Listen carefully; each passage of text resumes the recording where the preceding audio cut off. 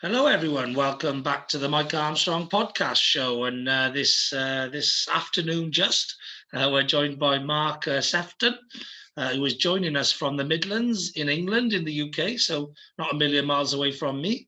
And Mark is a mentor for entrepreneur and a media mogul, or one in the making, whatever.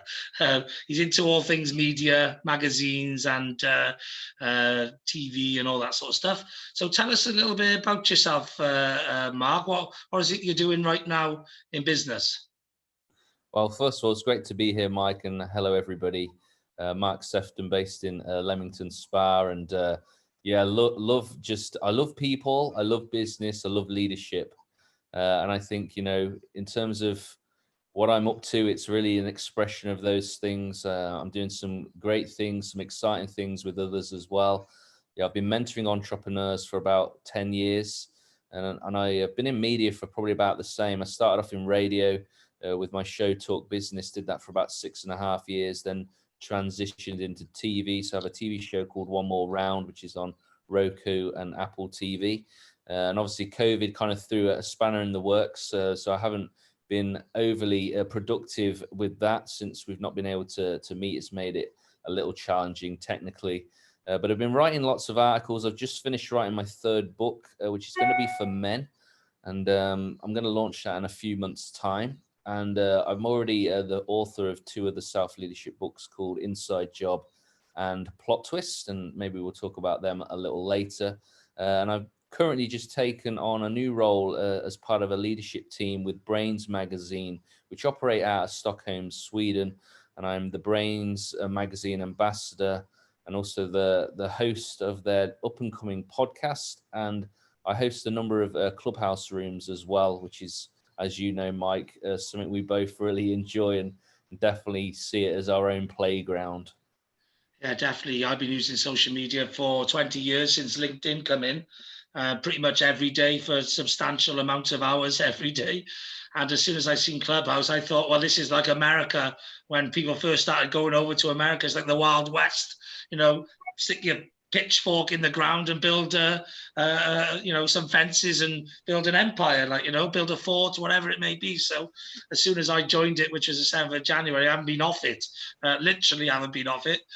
I started off 20 hours a day for the first 3 weeks, then got down to about 4.5 to 6 hours a day. And now I'm doing, I was sleeping 4 hours a day. I was doing 20 hours a day for the first 3 weeks. And I was sleeping 4.5 to 6.5 hours a day for the next 3 weeks. And now I've been sleeping 7 to 8 hours a day. So I've been using it all the rest of the time other than when I'm podcasting. And I love it. I love it's the only truly social media as far as I'm concerned. The rest of social media is social media marketing mostly. And this is proper social media, chatting with people. And I love networking. And it's all about, you can network, you can socialize, you can talk business, you can do whatever you want to, all at the same time, which is what I love. What is it about Clubhouse that you really love? Yeah, it's a great question, Mike. I mean, I must admit, I feel like Clubhouse was made for me because I love to create a space for conversation. I love connection as well. So like you, I love networking, meeting new people. And then I love to give a voice to things that I'm passionate about and open it up for other people to engage, and I've got two clubs. One's called One Thing, which is literally I take one thing and everybody shares one thing. So yesterday, the room was what one thing do men want from women? And the one on Saturday was what one thing do women want from men? And it was a beautiful space where men were taken to the stage, sharing what they really look for in a woman. And the women did the same on the Saturday. And my other room or my other club is Open Mic Leadership, which is basically we talk about all things leadership, but there's an open mic for everybody to contribute. So I think it's just the premise of meeting new people and then create an environment where other people can add and we build together. We're better together. Oh, definitely, definitely. So, yeah, I got two clubs as well. Mine's called Screw the Big Rooms because we offer a completely different experience than the big rooms. We offer inclusivity. I make everyone a moderator. As far as I know, I'm the only one to do that. So everyone's on a level playing field. and everyone gets a chance to stay on the stage. They can pop off and come back on because it runs 24/7. So it's just building a community where everyone's equal and everyone has a chance. So rather than the dick swinging or the I'm better than you, or trying to funnel people into a funnel or any of that sort of stuff, which goes on in some of the bigger rooms, I'm all about just getting there, having a chat. I call it the social club, or the bar area of the convention centre, where people can just come in and enjoy themselves. And then I've got another club which I've set up, which I haven't started doing rooms in yet, but I'm going to start doing my own big events in, which is called Clubhouse Connections. So like when I want to do big events, I can't do screw the big rooms. So I'll go into Clubhouse Connections and do them in there, So yeah, they're mine too. But I believe the same as you, just getting connecting with people, networking and that sort of thing. So what you do a lot of obviously mentoring and events and all of that sort of thing. What got you into all of that? What did you do historically to, if you like, give you that confidence and ability and belief to get into this space that you're in now? Yeah, I think, we all have experiences that shape us or create an opportunity. I think in terms of the backstory, my influence in terms of entrepreneurship came from my grandfather.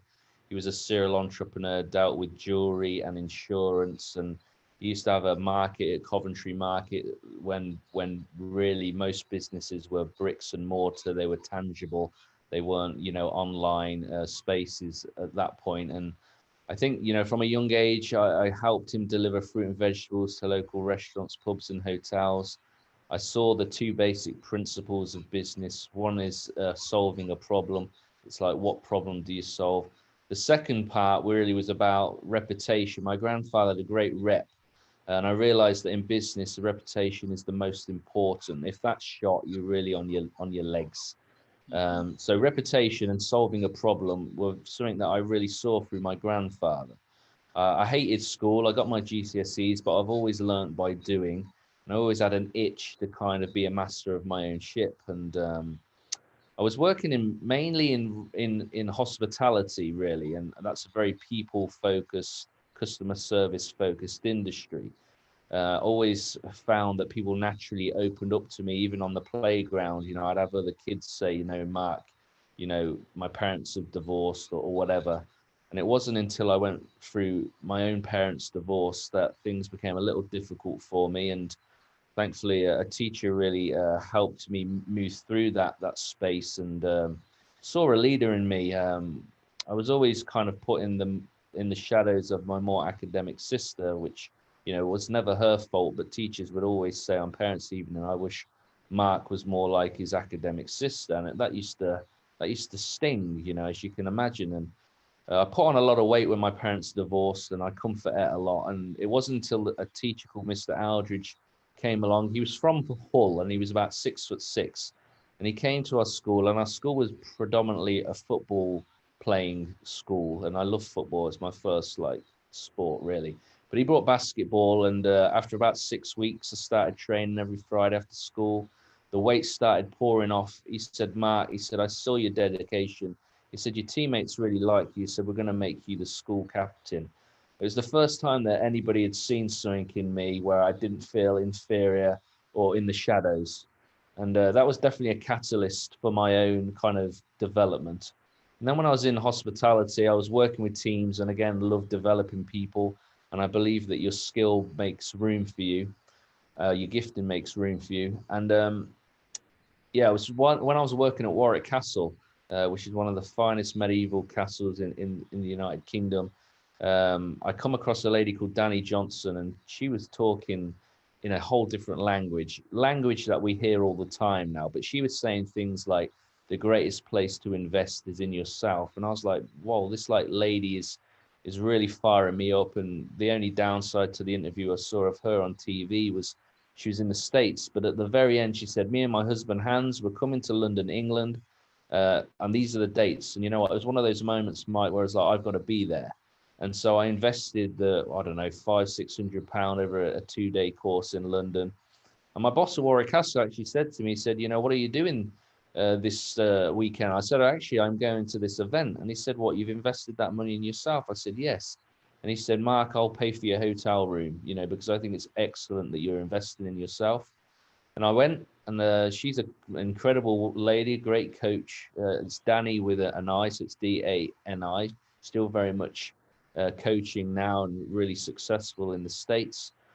And yeah, I went to her seminar, and that was the catalyst. And I thought, okay, what skills have I got, and what is the opportunity here for me? And so I created my own hospitality consultancy business. And then after a meeting a dragon from Dragon's Den, Rachel Alnor, over coffee in Bakewell near Derbyshire, it was actually her suggestion of me pivoting to working with entrepreneurs. That's really kind of what coincided with me launching my own radio show, which I did with a community radio called Radio Plus. And I did that for 6.5 years. And that's really been a part of my story of how I've wound up where I am now. Yeah. Okay. Yeah. So yeah, we are quite similar. So my mum and dad divorced at 8, and that's what got me into entrepreneurship at 11. Started hustling and stuff, and I was always good in sports. So I was always a bit of one of the leaders in the teams and stuff. So got that leadership going early on as a youngster. And I went into sales full time at like 15. Well, I went in like for the summer holidays, and then did wraparound sales evenings and weekends while I was in college, and then went straight into sales as a team leader because I was already in management and supervising when I was in college and when I was in the summer holidays and stuff, because I'm a natural leader. I've been managing people ever since, like from 18 upwards, like, and run sales teams and all of that. And I decided to go alone when I was like 33, because I got fed up of making millionaires more millions, like, so I just thought I'll go and crack on and make myself some money. Realised that your job stands for just over broke. When you're in one, you're always going to be just over broke. And start getting into the world of networking, personal development, speakers, motivated speakers, entrepreneurs, speakers, all of that sort of stuff, and just started realizing, like what you did, like, started learning about investing in yourself and, developing. I've always been a self-learner all my life, upskilling and wanting to get better and better. Sales is a job like that where you can earn more money if you keep learning. Mm-hmm. So you just keep learning and invest in yourself. So is sales management, so sales directorship, all that sort of stuff. So constantly investing. But then, I discovered the world of personal development, and I've been studying off the best people on the planet in some of the areas I want to be the best person on the planet in. And, I've been blogging for 15 years. I started podcasting last year. And I was like, why didn't I find podcasting all this time ago? Because like I much prefer to speak than type, which is why I much prefer Clubhouse than any other social media platform, and I started a YouTube channel. I've had a few over the years, but I didn't really know what I wanted to produce. And now I just I'm into efficiency massively, which is one of my key. I got a success formula as well as a happiness formula, which I created to start the pandemic. And one of my success formulas is efficiency. Being able to do everything you do more efficient than you do at the moment. It's one way of building success, and increasing time, because people say you can't buy more time, but you can if you do everything you do quicker. You free up more time, and then you can put that time into other things that are going to help you to grow. So efficiency is massive. So I started doing a podcast. Then I used to do a lot of network, and I used to do a lot of Zoom follow-up meetings. So I thought, well, let's stick the audio into the podcast, stick the video into YouTube, create social media content from it all, because I've always been social media marketing for a long time. So I'm doing a networking follow-up, a podcast, and a YouTube and social media content all at the same time. So for me, that's just like, it ticks my efficiency tip. So I love it, like, and this is like, we've just met through an introduction through a friend. We had a couple of conversations on Messenger, and now we're having a follow-up and a networking meeting, and I'm producing content all at the same time. So I love it, like, some people would take about 4 hours to do what I can do in about an hour, because of this 45-minute chat and then the 15 minutes of stuff that I do with it following that, like, Yeah, there's so much I want to respond to what you said there. The first one was the fact that actually, when you look at entrepreneurs, a lot of them have come from a problematic childhood. And the reason why we're so good at problem solving is because when we go through a divorce, we're both 8 in our respective experiences. It enables you to need to problem solve quick, because when you lose the dynamic of a parent moving out, you know, you're in a place where actually you've got to really think on your feet. And so the great thing with that for both of us, Mike, is we then are really good at problem solving, which is the essence of any business and is often found in the core of every entrepreneur. So that was one thing that I wanted to add to what... The other one as well is you move around quite a lot, or I did when my mum and dad divorced. So actually it got me into socializing with new people, which was a real key thing. Did you experience a bit of that as well? Yeah, I guess there would be other influences where you kind of, because I think when I always say that when somebody leaves your life, they actually are doing you a favor because they're actually creating a space for somebody new. So that's how I like to frame things, you know, when we lose somebody in our life, whether it's through death or whether it's through choice. You know, I think, yeah, having that ability to then connect and kind of feed from other influences is a healthy thing, you know, and yeah, I would say that's true as well. Yeah. Yeah, okay. And there was some other stuff you wanted to respond to. Sorry for thing, but it's just I like you're this. I like passionate. the two-way conversation best when it goes two-way. It's because you can really bounce off each other then and experiences, which is really good.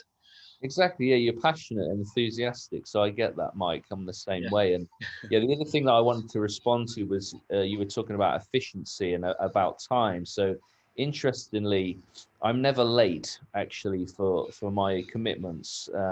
But actually, I manage my energy and not my time.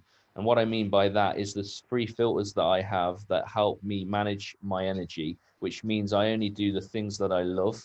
I only do the things that excite me, and I only do the things that take me to where I want to go. So when somebody says to me, Mark, do you want to do this? They're the 3 questions that I ask. Am I good at this? Does this excite me?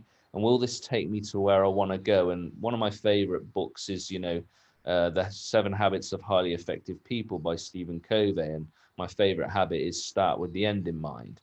So, you know, like yourself, we kind of arrive at the same point, but through probably 2 different routes, which is perfectly fine. The main thing I always say is the fruit. If the fruit is good, how you grow that fruit and how you nurture it can really be as expressive and as individualistic as it needs to be. But the main thing is it produces fruit. And so, yeah, the energy management is very much where I focus. So we're ending up at the same place, but through 2 different expressions. But it's, yeah, it's great. Yeah, yeah. Well, actually, you know, the start with the end in mind. I actually haven't read that book. Lots of people do advise it, The 7 Habits of Highly Productive People. But I'm more a Brian Tracy fan. So I've read The Psychology of Sales, The Psychology of Success, The Psychology of Millionaires, Eat That Frog. You know, and I'm big John D Martini fan, and lots of other people, Grant Cardone, because of the space he's in. He's sales, I'm sales. Gary V, because of the space he's in, he's digital marketing, I'm digital marketing, you know. So those guys I don't really learn off Grant or Gary V, but they just reinforce what I already know. They say the same things to me I say to myself, which is always good to have positive reinforcement. But I always start with the end in mind. I'm a big picture thinker, and then because I'm a strategist, and so you got to know what the end is in order to plan the strategy to get there. And I think that's the biggest mistake so many entrepreneurs make, is that they don't have an end goal, therefore they don't have a plan of action, and their business plan don't make no sense. A lot of the time it's just got in there, I'm going to do sales and marketing, and that's the biggest bit of any business. And a lot of the time it's just got like a one line, you know, I'm going to sell X amount of products or whatever, but there's no level of detail on how they're going to do that, you know. Yeah. And yeah, so that's it. Yeah, so most entrepreneurs that are going in wrong, they're putting a lot of hard work in, but often in the wrong direction. But you know what I mean? And that's the mistake. A lot of people, they run around like a busy headless chicken. Yeah, it's true. Being reactive rather than proactive, and prevention over cure. You know, that's what we really need to get to. We need to be proactive and not reactive to what life throws at us personally or professionally, and we need to understand the importance of prevention over cure, you know. And I think those 2, being really intentional. I've been really intentional, Mike, for probably 12 years of my life. I do things with heart, I do things with purpose, or I don't do them. And I really feel like you need to know where you're heading before you set out. You don't need to have all the detail, but you need to kind of, you know, when you set the GPS before you head on your route in your car, you need to know where you're going. Yeah, well, I only discovered my real why I think in the start of the pandemic, after going on I went a friend of mine's podcast who did my life story. It was the first time I ever gone through my life in chronological order, in small increments. And a lot of people find writing a book cathartic for the same reason. A lot of people start at the beginning and work their way through. And if you actually analyze your life, which I'd never done before in my life, never really wondered why I did things, you just do them, don't you? Like, you know what I mean? And you just get on with it. I'm a forward thinker, not a backwards thinker. So I never ever looked really back into my life too much. But actually going through my life story and saying it in a chronological order, it really pinpointed to me why I do what I do. And that really allowed me to crystallize my why. But I'd always been around my why anyway, luckily, because I'm somebody I'm a high empathy, good understanding. I'm understand that you got to do what you love in life, and that. So I've always gone towards, gravitated away from what I don't like and towards what I do like naturally, because of my instincts and stuff. So I was always around my why. But I really crystallized my why at the start of the lockdown. And like you say, once you really have crystallized your why, and you're like laser focused on it, then rather than just dotted around it, you can really sort of create some energy and momentum then. And actually, that's what I've been doing since doing that. So I crystallized my why just before the pandemic, I think, or maybe just the start of the pandemic. And then, like, since then, I've written a book. I've written a happiness formula and a success formula. I created 950 episodes on a podcast. I went from networking 3 times a week to 6 to 10 times a week online.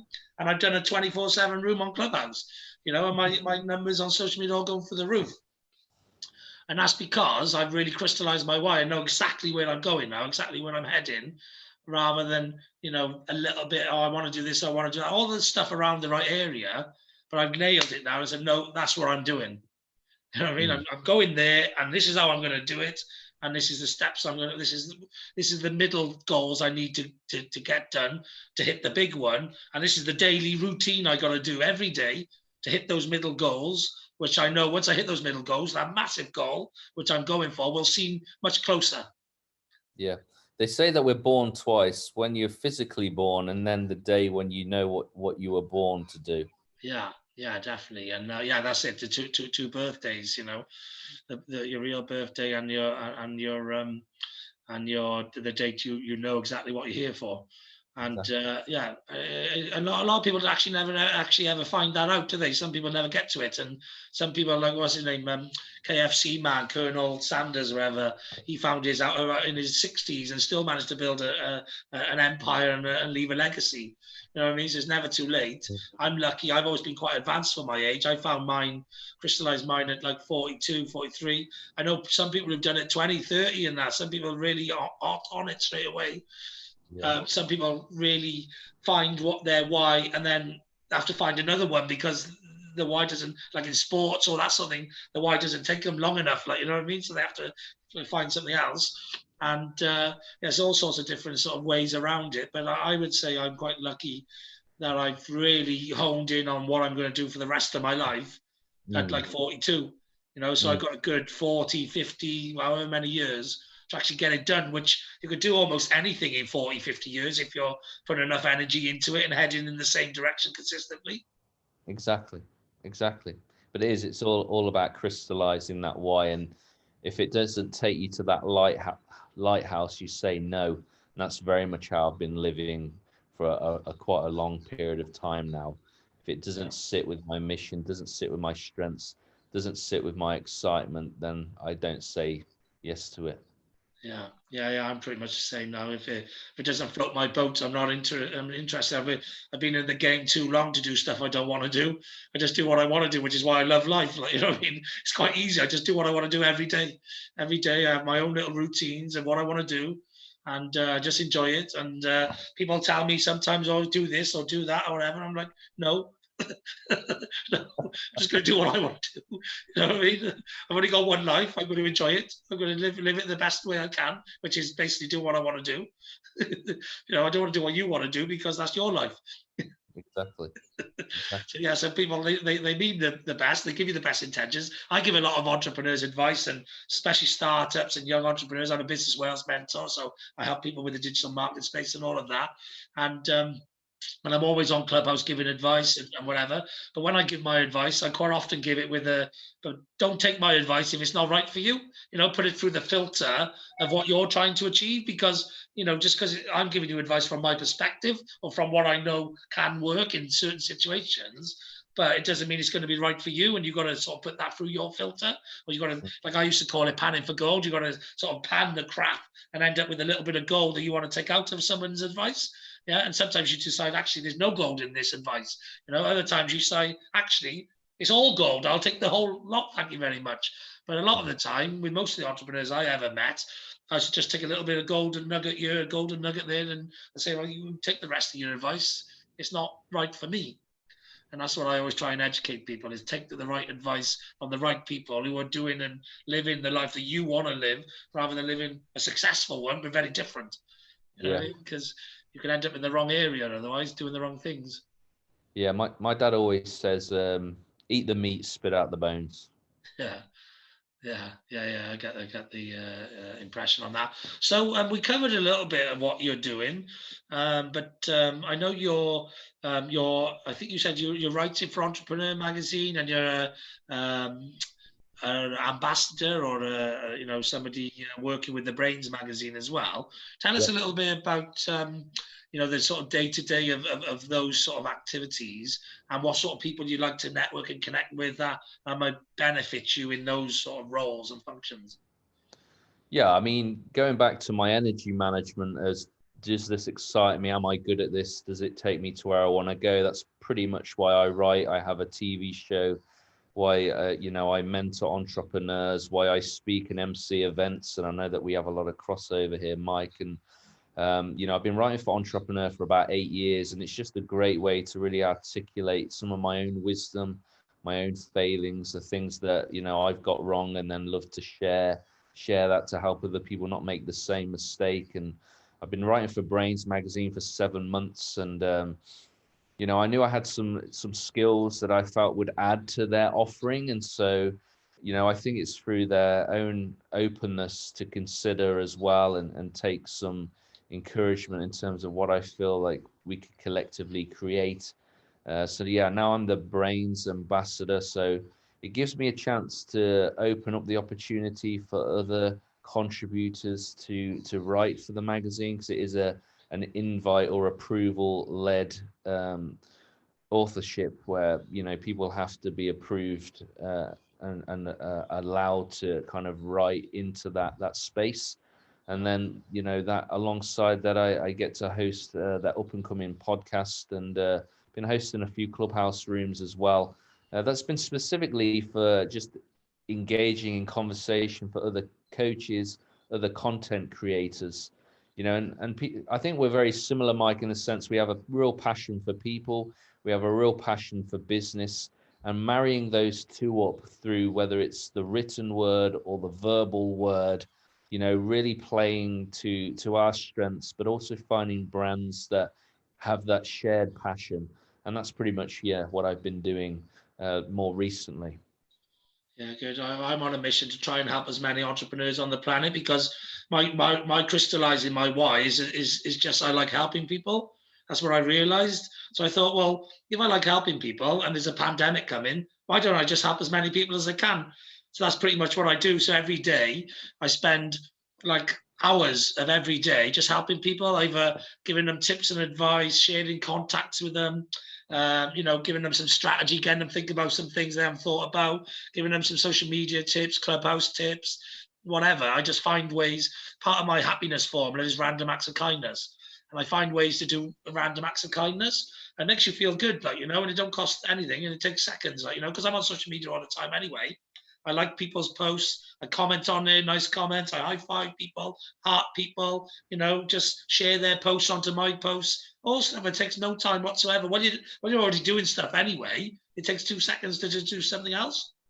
Yeah. And I teach people how to do this random acts of kindness, just to smile to people, ask how they're doing, talk to the the bus driver, say thanks drive when you're getting off, the checkout girl in the till, lift the buggies off the bus or open the door. So many things that you could do that's just kind, and a lot of people do them anyway, but not everybody does. So but the social media ones are the ones I like to teach people. Just do it, just engage in other people as you help build their algorithm up. You're actually helping them grow their business just by just a little couple of comments and stuff. Like, it takes 2 seconds. So many people like they press the thumbs up on LinkedIn or whatever, and that's it. They don't actually ever comment, or it's just laziness, just quick. Oh yeah, I liked it, but I don't want to really add no value to it. Yeah. But if you get involved in conversation in the comments, it helps the algorithms build up, and all of a sudden somebody's posts are going much further, reaching more people. You've helped them grow their business just with a little bit of commentary, so I teach people things like that, and all that sort of thing. And the Clubhouse, I'm constantly teaching people. I tell people constantly, make sure you put a good profile together, have good top 3 lines, add your Twitter and your Instagram in, all that sort of thing. I offer everyone I meet an option to come on the podcast. So for me, it's just about, if you can do good things in the world and it don't cost you anything to do it, just a little bit of time, then why? It don't make no sense to me why you wouldn't do it. So I just try and encourage other people to do that. What's your why? What's your mission? What do you get out of bed for every day to do? Yeah, so I mean, my mission really is around influence, and I really want to get inside people's heads to unlock them, whether it's through something I say or how I am. My vision and heart really is with any interaction, whether it's a client or a stranger, or even a cashier at Tesco. My vision and heart is to make them feel better than what they did before my interaction. So either feel better, or actually are enlightened.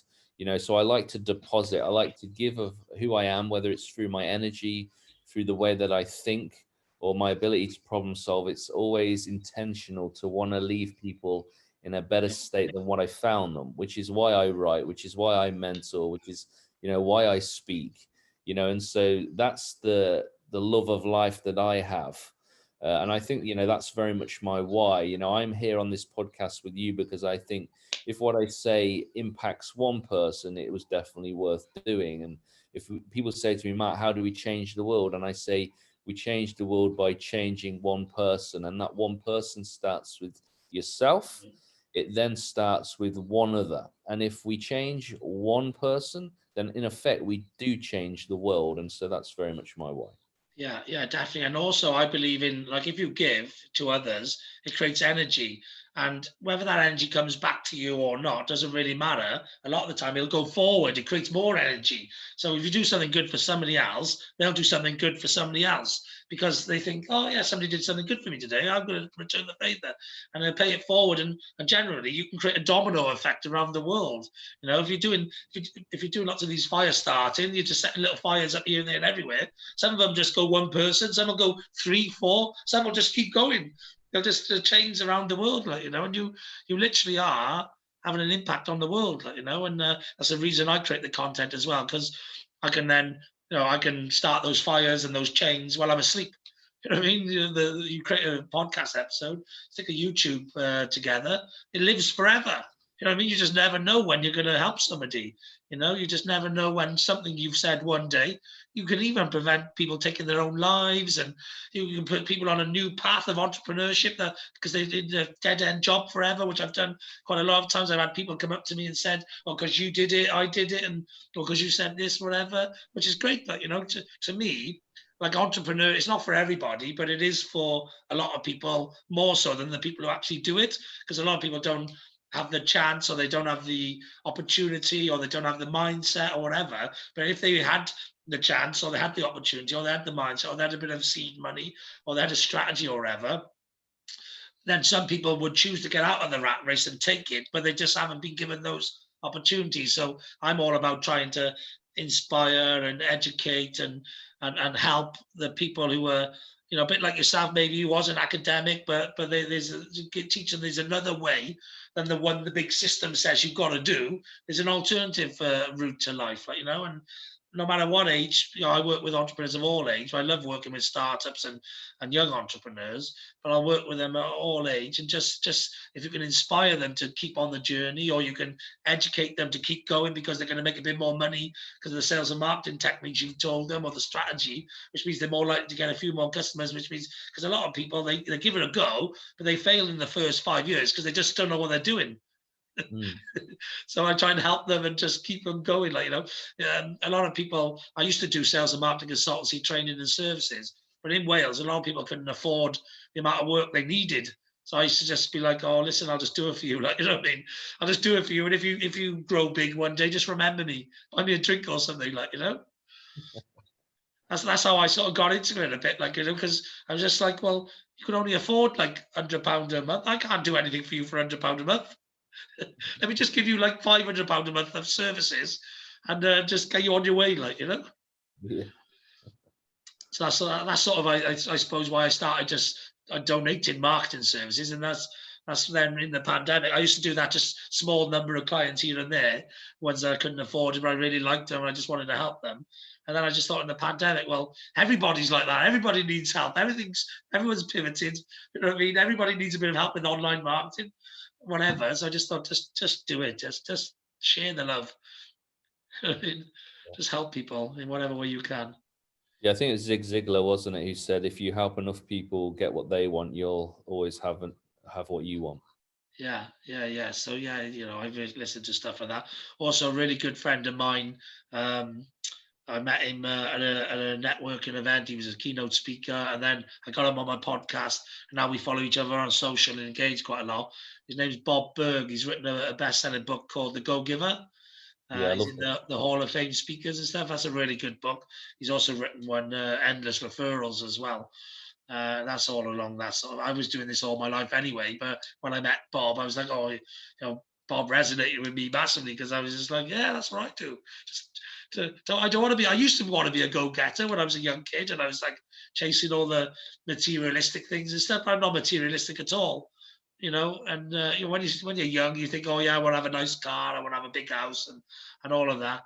What I realized is no matter what you got in life, if you're chasing things, you always want that next level up or the next step, or never happy or whatever. So what I learned is just be happy with what you got. Stop chasing things. Just enjoy what you got, and chase happiness and experience and fun times and all that sort of stuff. And actually, what I learned as well is, end product. You haven't got to worry about the end product in life. What you got to worry about is the process.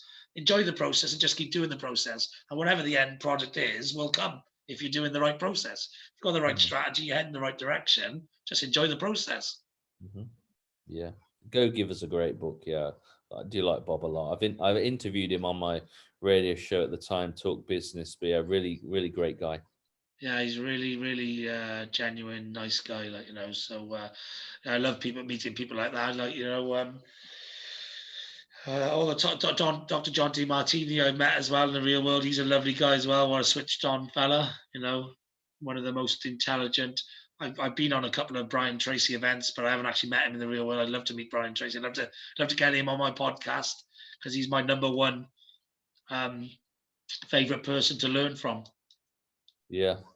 Dr. Don Di Martini. I was on a space with him. I think it was the first week I was on Clubhouse. I was with Di Martini, then with Les Brown, then with Greg Reed, then with Sharon Lecter. I went through a whole list of awesome, incredible people in a row, which was great. But yeah, my friend Neo Ross, Dr. John Di Martini, is his uncle.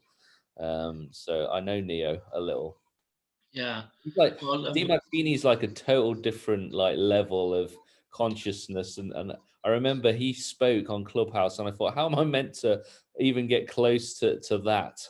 Just the way he articulates, and I love his story too. In terms of his own struggle as a child, and wow, incredible. Yeah, he's read over 30,000 books, I think. That's why I like listening to him, because it saves me having to read all those books. I'm not a massive reader. I prefer audiobook. I like listening to audiobooks when I'm out running or cycling or walking or whatever. That's where I do a lot of my listening. and I listen to a lot of YouTube videos as well. So I love Les Brown as well and his motivation, and yeah, he's up there as one of the people I like to learn off are the people who are the best in the areas I want to be the best in the world, like, you know, the people in their 70s, like, you know, and Dr. John D Martini, who's all about psychology and physiology, which I love both of those subjects. So I'll learn off him because he's the best I've found in the world in that area. I love to learn about how to speak, how to be a motivational speaker. So a lot of people might have gone to Tony Robbins there, but I like to go to Les Brown. I think Les Brown's a little bit better myself. But you know, that's my own judgment. In sales and marketing, it's Brian Tracy. You know, I do like a bit of Grant Cardone, but he's more or less saying the same things I say to myself. If I want to learn something, I need to learn off Brian Tracy, who's just that little bit higher level, like, you know. I still love Jim Rohn as well. Jim Rohn was good, but I like listening to Jim Rohn on YouTube still. You know, he's still the master. And then I listen to people like Kevin Green, Sharon Lecter, Robert Kiyosaki, to do with property and all that sort of stuff, investments and stuff. Gary Vee a bit with marketing, just because he, you know, again, does the same sort of stuff as I do in marketing. So nice to just check. I probably got onto TikTok as a Gary Vee. But there's stuff I do that he doesn't do. But, you know, that's because we've been doing it about the same amount of time, have similar sort of ages. Grant Cardone, I've been doing the same sort of stuff for the same amount of time as he have. I think he's been doing it about 35 years, me 32 years, something like that. So, because I started at 11, he started at 25. So yeah, so I don't, but I love listening to people reinforcing what you already know. That's always good. But I think it's always good to learn off the best you've met in the world in those areas, isn't it? Like, so many people go to people who haven't been there and done it and got the t-shirt, and I'm like, why are you doing that? Why are you listening to somebody like who hasn't dominated the space that you want to dominate to? Go straight to the top person. Yeah, so I always like to true. encourage. I mean, we all need people to bring their own experience, their own wisdom, and I think it's healthy to have, you know, a couple of different voices that can feed different parts of you, you know, rather than I've never really prescribed to going and focusing just on one individual and making them like putting them on a pedestal. I kind of take from, or I glean from people that are really good at their craft. So whether it's taking something from Brené Brown or taking something from Gary Vee, you know, or any of these guys, I don't put all my kind of focus and eggs into, you know, one basket. I think, you know, even my children can teach me something. So Everyone. I think Everyone can teach you something. Every day's a learning day, and you can learn gold off anybody, like, you know what I mean? Yeah, so I agree with that, like, you know. And yeah, as I say, I don't put anyone on a pedestal, because the way I look at it is we're all equal, we're all human beings, we all have value to offer. Some people are special at certain things, and they're the people I want to learn those certain things off, those certain skills. But nobody's special. You know, we're all human. We're all made of flesh and bones and blood. You know, and that's the thing. I think sometimes people do put people up on a pedestal, and then they think like they're superior. It's like, nobody's superior than I am. Nobody. Somebody might be better at something than I am. Yeah, of course. Lots of people are better at loads of things I am. I'm also better at lots of things than other people are too. That's what makes us unique and individual. But you should never ever hero worship people or put them on a pedestal. They're just people. You know what I mean? Just go and chat with them and engage with them. I think there's a lot of people out there who won't engage with people because they put them on a pedestal and they think like they're somebody special. And nobody's special. You know, if I seen the Queen, if I was having a garden party somewhere one day and the Queen walked past, I'd say, "All right, ma'am, how's it going? All right, Liz, how's your day been?" You know what I mean? It wouldn't matter to me. I would actually probably say that to her. "All right, Liz, how's your day going?" I've done things like that loads of times. I just speak to people, like, you know what I mean? The way I look at it is everyone is a human being. Everyone wants connection. People like to meet people, and actually usually people in like celebrity or, you know, high-end entrepreneurs and that sort of thing, people don't treat them normally, so they actually love it. They love it when someone just talks to them normally. Yeah, it's very true. Because everyone's always sucking up to them and stuff, like, you know what I mean? It's like, oh, actually, this person just wants to have a normal conversation with me, like, you know? Yeah, exactly. Yeah. So obviously you've gone into a bit of detail about some of the stuff you do, and you're like me, you could probably spend 10 hours going through all the stuff you do and not cover it. But what's some of the sort of interesting stuff that you got coming up this year? What's some of the stuff that you're planning on doing in the future? Tell us a little bit about how that looks like.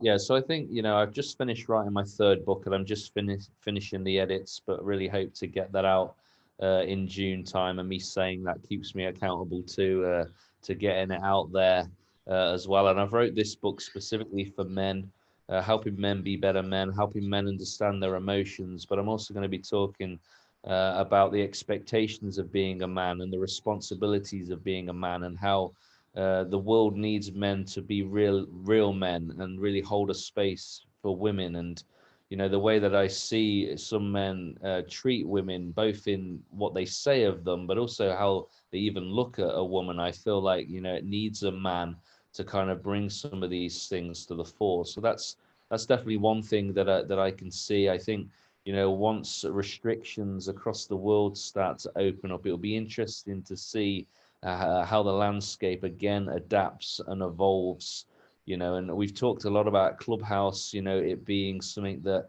I think's been really timely, both in a personal level and a professional level, feeling people a little closer. Even though it's audio, you can feel love, you can feel through tone and expression. It feels like we're all a little bit closer. I think, once life really starts to open up again, I think, then we can really make some greater strides. But I think it's so nice at the moment just being so much closer to people. And typically I always say, my growth isn't necessarily doing anything different to what I'm doing now, but the growth really is on the platforms that I speak on can grow. The people that I work with in terms of their influence, so if I'm mentoring more influential people, and if I'm speaking on greater stages that have more prestige, have more quality, have more kudos, I'm already writing for one of the best magazines in entrepreneur. I'm starting to associate and represent other brands as well that I believe are the creme de la creme. So for me, my growth and my outlook is very much taking what I've got already, and it's just that who I do it with and on what platforms, which is really where my growth will be. Yeah, that's exactly the same as me, really. Just get yourself onto bigger and bigger platforms so you can make more and more impact. Exactly. Yeah. I mean, as much as one of your clubs is called Screw the Big Rooms. So obviously, a lot of those rooms that ego driven, not all of them, of course, because I think anything of value will obviously pull a crowd. So there will be exceptions to the rule. But I think, for me, it's always quality over quantity. I would rather have engagers over followers. On social media in particular, people can even pay for like followers on Instagram. I've never done that, would never do that, because I'm more in the business of having genuine engagement over just presumption that I'm something that I'm not. Yeah, definitely. I agree exactly in all those things as well. So I've got to shoot now for a Clubhouse room. Me So too. just tell everyone how they get in touch with you, and we'll leave it there. Yeah, so just to finalize, my website is marksephton.com. It's got all my social media links there, and you'll see at the top of that, I say, speak the language of the business that you want to attract. And for me, business is really about speaking to the audience. It's the same with Clubhouse. It isn't about me or you, Mike. It's about the people that are listening. It's the same with when I write an article. It actually isn't about me. It's about the reader.